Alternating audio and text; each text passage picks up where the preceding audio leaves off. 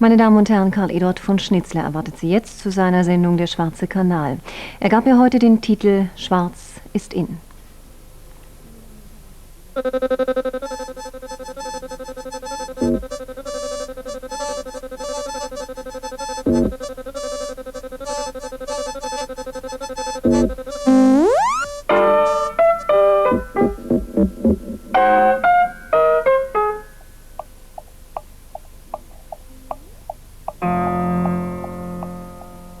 Diese Runde ist nun wirklich paritätisch zusammengesetzt. 3 Schwarze, 3 Weiße.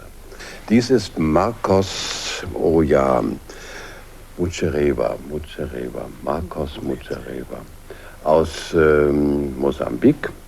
Sie sind Journalist und fürs Fernsehen, ja, oder? Für die Deutsche Welle. Für die Deutsche Welle. Also auch ein Kölner. Köln ist die heimliche Hauptstadt Afrikas offenbar. Ja, und Höfers Sonntagsstammtisch ist der geistige Nabel der Welt. Guten Abend, meine Zuschauerinnen und Zuschauer. Natürlich kann in solcher Runde nicht der Freiheit und Unabhängigkeit junger Nationalstaaten das Wort geredet werden. Soll wenigstens nicht.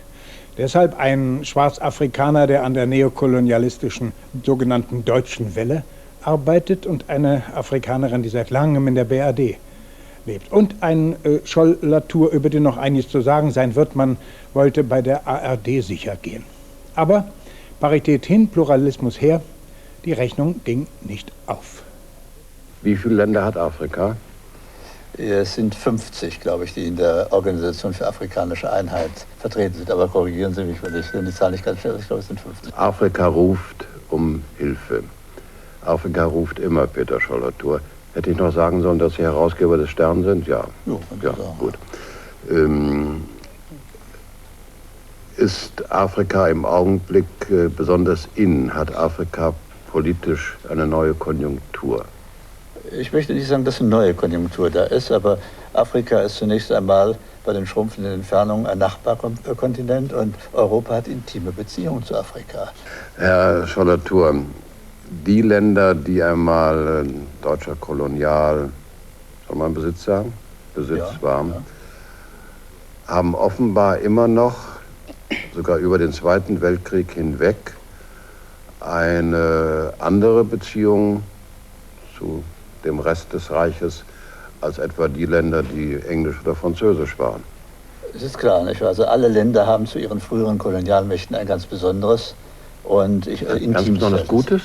Ich hatte eine Tischnachbarin vom Stamm der Fang, das ist also ganz im Süden, und die erzählte mir voller Stolz, dass ihr Großvater Korporal in der kaiserlichen Armee gewesen ist und als solcher große Achtung bei seinen Landsleuten genossen hat. Die deutsche Erinnerung, vielleicht auch, weil sie so lange zurückliegt, ist in Kamerun im Allgemeinen ganz gut. Die Deutschen seien streng gewesen, aber sie seien gerecht gewesen. In Südwestafrika ist die Situation ganz anders gewesen, weil da deutsche Siedler waren. Frau Mugishaagwe, es gibt Vorurteile, weit verbreitete. Es ist eine edle menschliche Regung, vielleicht auch politisch vernünftig, wenn man diesen Menschen dort hilft, weil sie sich offenbar selber nicht helfen können. Wenn man ihnen aber Hilfe gewährt, dann ist das eine Hilfe, die man in ein Fass, das keinen Boden hat, hineinfüllt. Ist das mehr als ein Vorurteil? Ich glaube ja, weil diese Hilfe, es ist eigentlich keine Hilfe. Also ich betrachte das nicht als Hilfe als solche, weil im Grunde nehmen wir ein Land wie die Bundesrepublik, wenn die Bundesrepublik wie zum Beispiel jetzt in Kenia eine große Summe von Geld verspricht, was verspricht sich die Bundesrepublik von dieser Hilfe, sogenannte Hilfe? Sie versprechen sich, also das Land verspricht sich auch Investitionen, also sogenannte wirtschaftliche Zusammenarbeit. Konkret gesagt, dass die deutsche Industrie also ihre Produkte in diese Länder verkaufen können und dadurch die deutsche Arbeiter sozusagen mit Arbeitsplätzen, dadurch, dass sie ihre Arbeitsplätze nicht verloren gehen. Also es ist keine Hilfe als solche. Es ist eine wie sagt man, eine symbiose Beziehung. Ich betrachte das heutzutage, ich betrachte das nicht als Hilfe. Also ich fürchte, auf diese Antwort war Werner Höfer nicht geradeaus. Und auch in den Amtsstuben westlicher sogenannter Entwicklungsministerien wird es nicht eben mit Begeisterung vernommen worden sein, wenn der Sinn deren Entwicklungshilfe als Drang nach Profit bezeichnet wird, als Sorge um die Arbeitsplätze im eigenen Land. Und die eben angesprochenen ach so guten Beziehungen mit Deutschlands kaiserlichen und anderen Kolonialherren, den Ohm Krügers und Peters und Letto Vorbecks, streng aber gerecht sei es bei der Ausbeutung durch sie zugegangen. Das heißt in Südwestafrika nicht so sehr wörtlich, weil da deutsche Siedler waren. Also da kann man lange drüber nachdenken. Scholl-Latour hat ja jüngere Erfahrungen in Afrika, weniger in Schwarzafrika als im Norden mit den Arabern. Als Offizier der französischen Fremdenlegion sind ihm während des algerischen Freiheitskampfes persönlich Folterungen nachgewiesen worden. Und sowas ist Illustrierten-Chefredakteur und im ARD Fachmann für Asien und Afrika. So viel ich weiß, haben die Menschen in Afrika vorher oder in der damaligen Zeit nie gehungert. Also zumindest in den meisten afrikanischen Ländern. Also warum geht Afrika so schlecht in den letzten 10 Jahren als vorher? Es geht nicht nur Afrika so schlecht, sondern die ganze Weltwirtschaft zurzeit. Man kann nicht, wir reden über Afrika, als ob zum Beispiel, wenn wir bedenken, dass fast alle afrikanischen Länder ihre Einkommen von ihren Rohstoffpreisen, also hängen von, also diese Weltrohstoffpreise. Und diese Rohstoffpreise werden hier in Europa, also wir können nicht... Amerika und Europa. Und jetzt die Rohstoffpreise sind so niedrig geworden, so niedrig. Und dadurch natürlich kann keine afrikanische Länder ihr Leben Aber Herr Scholl-Latour, ist das nicht... In der Tat, ich stimme Ihnen völlig zu. Die Ungerechtigkeit, die daran besteht, ist, wenn ein Land wirklich anfängt zu produzieren, irgendein Gut, was hoch im Kurs steht, und dann auf einmal kommt ein Kursverfall, und dann ist die Wirtschaft dieses Landes, Kamerun ist der Fall jetzt, dass es sich in einer Krise befindet, und bisher dann verfallen die Rohstoffpreise, und bei allem Fleiß, der aufgebracht worden ist, leiden die Länder darunter. Nicht? Weil einerseits bietet der Westen sehr oft aus kommerziellen Gründen Güter an, die die Afrikaner gar nicht brauchen. Da haben Sie völlig recht. Andererseits wollen natürlich die Afrikaner sehr oft Prestigeobjekte machen, die der Wirtschaft gar nicht dienlich sind. Das große Problem Afrikas ist die Landwirtschaft. Nicht wahr? Also daran müsste wirklich die ganze Kraft gelegt werden. Und was die Vergangenheit betrifft, also insbesondere Ihres Landes, Tansania, nicht wahr? Ich will da auch nicht auf die Vergangenheit zurückgehen, aber sie haben natürlich auch sehr gelitten unter den arabischen Sklavenzügen, die von Sansibar ausgegangen sind. Also Schuld an der Armut mancher afrikanischer Staaten trägt der Westen, aber nur ein bisschen. Er bietet aus kommerziellen Gründen Güter an. Man beachte die Feinheit der Formulierung. Mehr Schuld haben natürlich die Afrikaner selbst, weil einige ihrer Führer oft Prestigeobjekte machen, die der Wirtschaft nicht dienlich sind. Und dann sind schuld die Araber mit ihren Sklavenzügen. Das ist zwar ein ziemlich lange her, aber man kann mit solchen Sprüchen so schön vom Imperialismus ablenken und von dessen Kolonialherrschaft. Neokolonialismus kommt ja in Höfers und Scholl-Latours Argumentation sowieso nicht vor. Es musste eine Afrikanerin sein, die auf die erpresserische, strangulierende Manipulation mit den Rohstoffpreisen hinwies und auf die aufgezwungenen Monokulturen, die die Möglichkeit der Erpressung schaffen und zu Abhängigkeit und Armut führen. Die Probleme Afrikas sind dadurch, meiner Meinung nach, entstanden, dass die Wirtschaft der meisten Länder wurde so gestaltet, dass sie als Mustern oder für kleine Europa sein sollten. Sie waren vor kurzem in Maputo, Sie haben wahrscheinlich eine Weltstadt gesehen, wie jeder überall. Also das heißt, die Afrikaner vor der Unabhängigkeit und während der Kolonialzeit haben Städte gebaut für die Europäer. Und diese Länder waren nur Märkte für die produzierten Güter von Europa. Und die Rohstoffe sollten von Afrika aus nach Europa hier erarbeitet und dann wieder zurückverkauft. Jetzt kommt die Unabhängigkeit. Wir haben Baumwolle zum Beispiel. Man kann nicht Baumwolle essen. Kaffee, Tee, Also diese Beschreibung, die mag ja 110%ig zutreffen. Ja. Aber welche Rolle spielt dabei der Westen? Der Westminster-Parlamentarismus taugt nicht für Afrika und der politische Pluralismus taugt auch nicht für Afrika. Man muss nur sehen, dass die Männer, die an der Spitze sind, und es gehört zweifellos eine gewisse Autorität für diese jungen Staaten, die noch sehr zerbrechlich sind, dass diese Männer auch aufgeklärt sind, dass sie eine gewisse Großzügigkeit an den Tag legen. Und wenn wir das erreichen, ist es schon eine ganze Menge, glaube ich. Also das klingt vernünftig und dumm ist Soldatur ja gewiss nicht.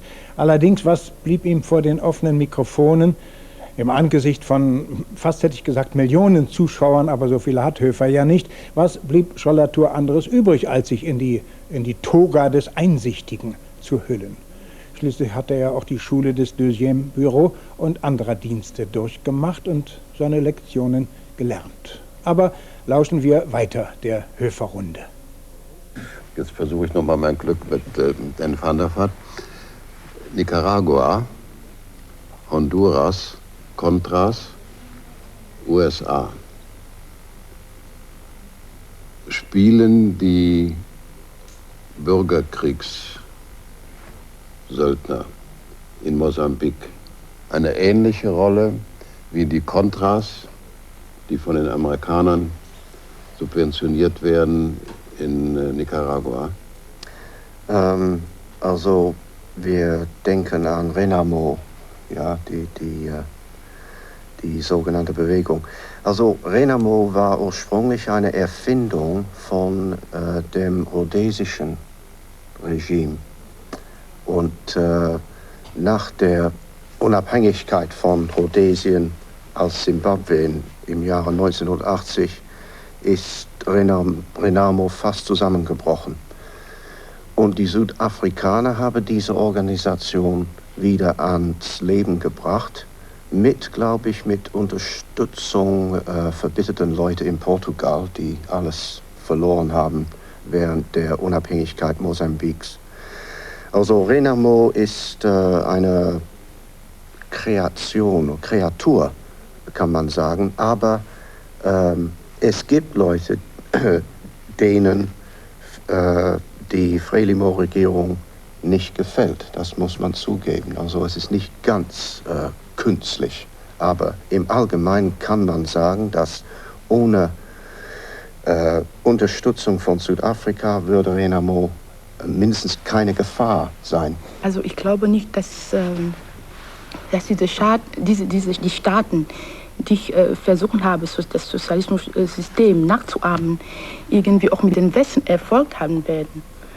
Weil, also es ist wirklich bedenklich, weil irgendwie müssen die afrikanischen Länder, also unabhängig von ihrem Regime, einen eigenen Weg finden.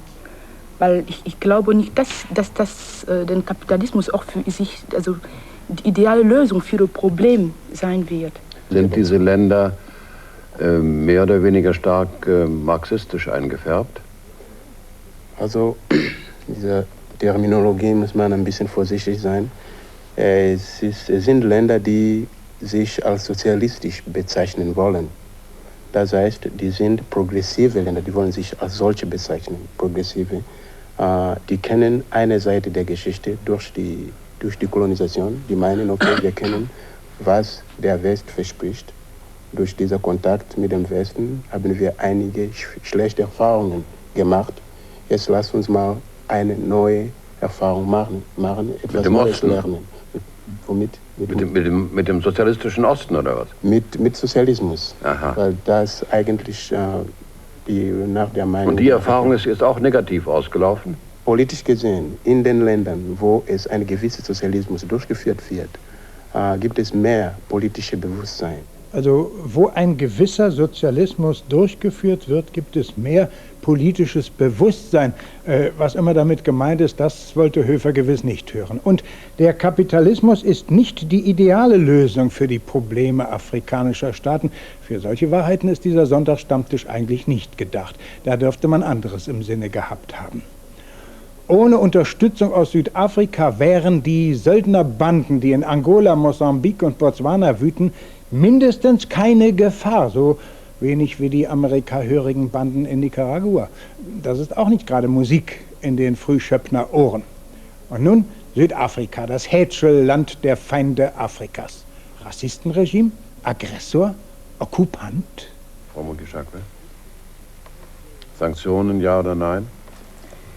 Sanktionen ja, weil also die Amerikaner, wie Herr Van der Vaart gesagt hat, seit die Amerikaner die Sanktionen ernsthaft mitgemacht haben, da fing etwas was zu bewegen in Südafrika. Ja? Ohne das, es wäre nie was gewesen. Und jetzt, wenn die Bundesrepublik und die EG-Länder genauso wie die Amerikaner das Gleiche machen würde, dann würde eine Änderung da. Aber ich persönlich, das ist ein ganz persönlicher Standpunkt, halte auch nichts davon, von diesem großen Gerede um Sanktionen. Die Situation ist nicht reif für einen Massenaufstand der Schwarzen in Südafrika. Ein Landsmann von Ihnen, der Rasse nach ein Landsmann, der in Südafrika lebt und Arbeit hat. Geht es dem besser als einem Bauern in Kamerun oder in Tansania oder Mosambik? Warum soll es ihm besser gehen? Es kann ihm materiell besser. Der in Südafrika arbeitet, ja. Es kann ihm nicht besser gehen. Glaube ich nicht, dass es ihm besser geht. Weil ich glaube nicht, dass auch die gesamte schwarze Bevölkerung in Südafrika besser geht. Also ich finde an Bauern... Ich will auf den Unterschied hinaus zwischen dem Anteil an Freiheit und dem Anteil an Wohlstand, was ja nicht dasselbe sein muss. Ja, aber ich bin der Meinung, dass der Anteil an Freiheit sowieso, also wirklich ist nicht zu vergleichen. Der ist in Südafrika gleich 0, nicht? Oder ja, schwach? Ja. Auch also der Wohlstand, ich glaube, in Südafrika. Auch der Wohlstand auch nicht, weil irgendwie auch die Schwarzen dort in Südafrika keinen Wohlstand haben. Na gut, sagt Höfer und meint das Gegenteil. Er hätte gerne von Schwarzafrikanern gehört, dass Schwarze in Südafrika, Freiheit hin, Freiheit her, einen größeren Wohlstand genießen als Schwarze in anderen afrikanischen Staaten. Schollatur musste natürlich Wirtschaftssanktionen gegen das Rassistenregime ablehnen, das sei Gerede. Die Situation sei nicht reif, sagt der Fachmann der ARD. Pech für ihn, Höfer und seinesgleichen, dass die Gäste aus Afrika überzeugend, selbstbewusst und unüberhörbar anderer Meinung waren. Diese Sendung war wohl ein Schuss in den Ofen. Ja, also ich bin der Meinung, dass die westlichen Länder wirklich endlich mal aufhören sollen, diese Besserwisserei, also den Afrikanern vorzuzeigen. Weil irgendwie, wenn die schwarze afrikanische Bevölkerung Sanktionen fordert, dann wissen sie, warum sie es tun. Aber wenn die westlichen Länder immer sagen, nein, Sanktionen wird ihnen nicht helfen, dann ist irgendwie so, als ob sie immer besser wissen, was für die Bevölkerung dort besser ist oder nicht. Und noch dazu, Herr Schollatur, haben Sie gesagt, dass also in Südafrika die Revolution ist nicht reif. Die Revolution in Afrika war nie reif, wenn man so... Haben Sie Revolution oder Situation gesagt? Nein, ich habe Revolution. Revolution. In Zimbabwe, was war Zimbabwe? Zimbabwe war die Revolution nie reif, aber die Sanktionen mit Befreiungsbewegung zusammen haben sie erreicht, dass damals Ian Smith verhandlungsbereit war. Vertrat 250.000 Weiße, wenn es hochkommt, und dort haben wir 5 Millionen Weiße. Zimbabwe hatte keine Küste. Ja, die Situation war eine ganz andere. Trotzdem, wenn man so argumentieren, es wird nie reif sein für die Schwarze, also in Südafrika, an die Macht zu kommen. Ich will ganz ehrlich sagen, also um es ganz krass zu sagen, wenn ich alteingesessener Bure wäre in Südafrika, würde ich wahrscheinlich auch dafür kämpfen, dass ich mein Land bewahre.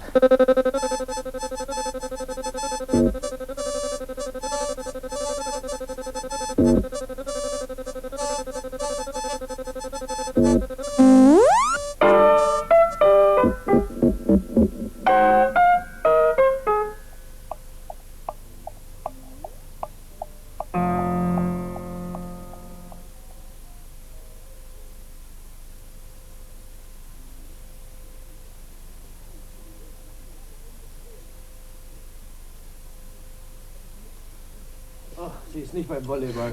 Oh, beim Federball. Ich hau gern noch mal zu. Entschuldigung.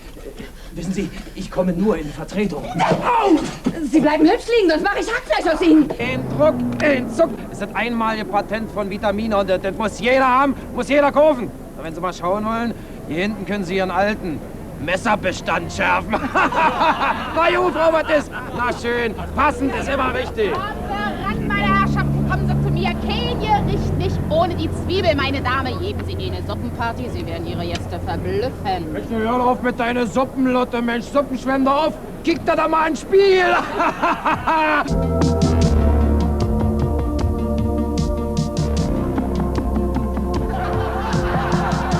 Der Kerl ist ja gesoffen. Der schmeißt doch die ganze...